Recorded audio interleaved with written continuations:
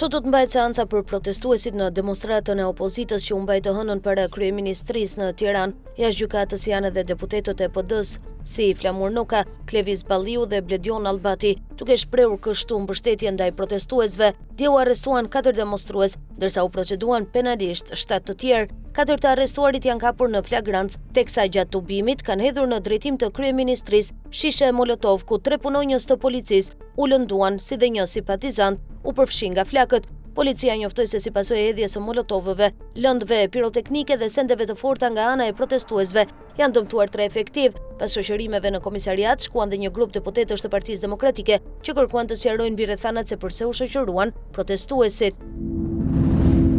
Pas CNN, Reuters, New York Times, Politico, edhe media ndërkombëtare britanike Daily Mail i ka kushtuar vëmendje krizës politike në Shqipëri, duke publikuar një video përmbledhëse për situatën e tensionuar politike, protestat dhe akuzat për korrupsion ndaj qeverisë. Daily Mail sjell në vëmendje incidentet në parlament ku deputetë e opozitës përdorën flakadan dhe hodhën ujë gjatë seancave plenare, duke e përshkruar situatën si një krizë institucionale. Sipas Daily Mail, fakti që protestat janë shoqëruar me dhunë dhe përplasje e bën situatën në Shqipëri shqetësuese dhe të ndjekur me vëmendje nga jashtë. Në përfundim të raportimit, Daily Mail e paraqet krizën aktuale si një moment kritik për stabilitetin politik të Shqipërisë. Denoncime dhe raportime nga Shish, Antikrimi Ekonomik dhe Agjencia e Inteligjencës Financiare kanë shërbyer që SPAK dhe BKH të krijojnë indicie dhe të zbulojnë fakte se Elton Beqiraj ka përqendruar dhe pastruar miliona euro edhe përmes 25 kompanive ndërtimi, hidrocentralesh dhe energjie.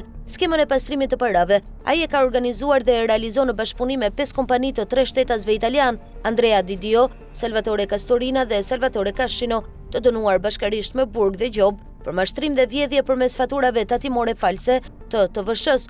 Gjithashtu, skema është realizuar edhe nëpërmjet 2 kompanive ku Elton Beqiraj ka qenë ortak, si dhe nëpërmjet 9 kompanive ku ortaku i tij, Aurel Byberi, është pronar ose aksioner bashkë me persona të tjerë, të cilët rezultojnë të dënuar ose nënhetim për krime ekonomiko-financiare, për përdorim, pastrim dhe qarkullim para shtëpista, evazion fiskal dhe vepra të tjera penale.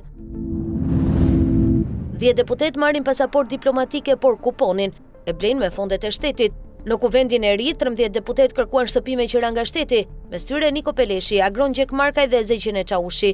Me nisjen e kuvendit të ri në shtator, deputetët kanë filluar të shfrytëzojnë favoret që u jep mandati për të marrë bonuse dhe financime shtetërore, siç rezulton nga dokumentet e siguruara nga Report TV. Përfitimet janë përtej pagës apo pagesave për pjesëmarrje në komisione, veç kuotës për karburant apo telefon. Përfaqësuesit e popullit kanë marrë nga paratë e qytetarëve edhe kompensim për qerat e tyre në kryeqytet, apo edhe për kuponët me të cilët kanë nxjerrë pasaporta diplomatike. Për këtë dokument kanë aplikuar 10 deputetë të rinj sipas kësaj liste, por kuponin për 75 eurosh e kanë blerë me lekët e kuvendit dhe jo me të tyret, edhe pse pagat për ta variojnë nga 3.000 në 3.500 euro. Shqipëria është pajisur me sistemi raketor Javelin i prodhuar në SBA.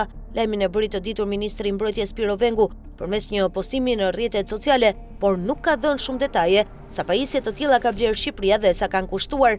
Raketat Javelin prodhohen nga bashkëpunimi mes Raytheon, Lockheed Martin Javelin JV. Sistemi raketor Javelin kushton rreth $178.000 për njësi, së bashku me një raket, ndërsa vetëm një raket kushton $78.000. Presidenti francez Emmanuel Macron tradhtoi Friedrich Merz duke mos mbështetur përpjekjen e kancelarit gjerman për të përdorur asetet e ngrirëra ruse të BE për të financuar Ukrainën, shkruan Financial Times. Më herët këtë javë udhëheqësit e BE-s nuk arritën të bien dakord mbi propozimin kontrovers të Komisionit Evropian për të përdorur fondet e bllokuara të Bankës Qendrore të Rusisë për të financuar ushtrinë dhe ekonominë e Kievit. Financial Times, duke cituar një diplomat të lartë anonim të BE-s, raportoi se Macron e tradhtoi Merzin dhe ai e di se do të ketë një çmim për ta paguar këtë. Sipas artikullit, ndërsa presidenti francez nuk e kundërshtoi publikisht propozimin e të ashtu quajturës kredi dëmshpërblimi, Macron privatisht e vuri në pikpyetje lishmërinë e tij. Sot në gjykatën themelore në Prishtinë bëhet seanca fillestare në rastin e shpërthimit në kanalin Iber Lepens në fshatin Varag, në komunën e Zubin Potokut, në veri të Kosovës.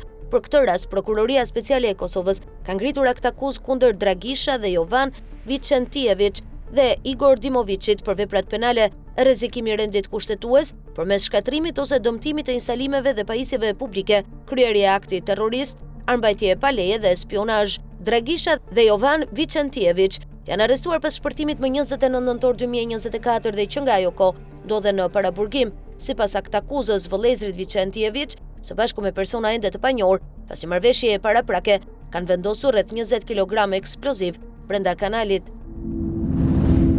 Shkrimtarja Rita Petro është përzgjedhur laureate e poezisë shqipe, vlerësimi më i lartë profesional që i jepet një shkrimtari me kontribut të spikatur në fushën e poezisë. Titulli poeti i laureat me një mandat 2 vjeçar ju dha Petros nga juria e përbërë nga Primož Llaku, Ymer Qeraku, Aleksandër Qipa, Majlinda Rama, Coloreto Cukali, nën kujdesin e Qendrës Kombëtare të Librit dhe Leximit, ndërsa u vlerësua si një shkrimtare dhe botuese me kontribut të madh në letërsinë shqipe. Petro tha se përveç se çmim, ky titull është për të një mision. Petro thekson se poezia mund të luajë një rol formues në zhvillimin personal dhe social të rinjve dhe për këtë arsye, projektet apo kurset e hapura mund të ndihmojnë në çlirimin e komplekseve.